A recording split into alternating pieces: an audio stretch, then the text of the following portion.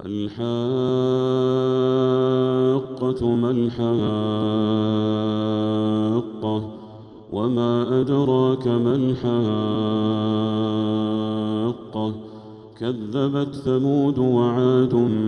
بالقارعة فأما ثمود فأهلكوا بالطاغية وأما عاد فأهلكوا بريح صرصر عاتية سخرها عليهم 7 ليال و8 أيام حسوما فترى القوم فيها صرعى كأنهم أعجاز نخل خاوية فهل ترى لهم من باقية وجاء فرعون ومن قبله والمؤتفكات بالخاطئة فعصوا رسول ربهم فأخذهم أخذة رابية إنا لما طغى الماء حملناكم في الجارية لنجعلها لكم تذكرة وتعيها أذن واعية فإذا نفخ في الصور نفخة واحدة وحملت الأرض والجبال فدكتا دكة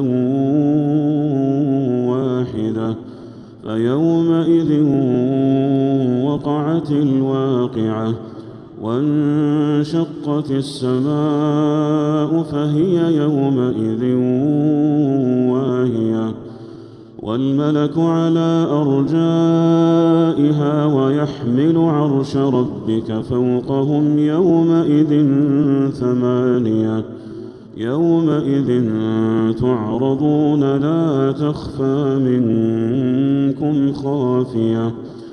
فأما من أوتي كتابه بيمينه فيقول هاؤم اقرءوا كتابيه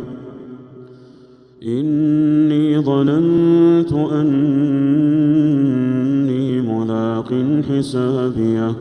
فهو في عيشة راضية في جنة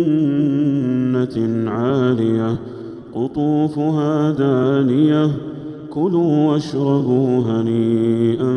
بما أسلفتم في الأيام الخالية وأما من أوتي كتابه بشماله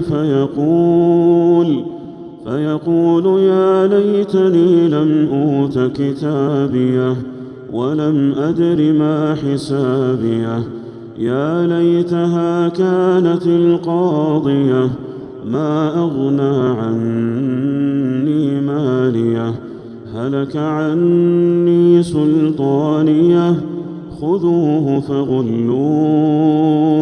ثم الجحيم صلوه ثم في سلسلة ذرعها 70 ذراعا فاسلكوه إنه كان لا يؤمن بالله العظيم ولا يحض على طعام المسكين فليس له اليوم هاهنا حميم ولا طعام إلا من غسلين لا يأكله إلا الخاطئون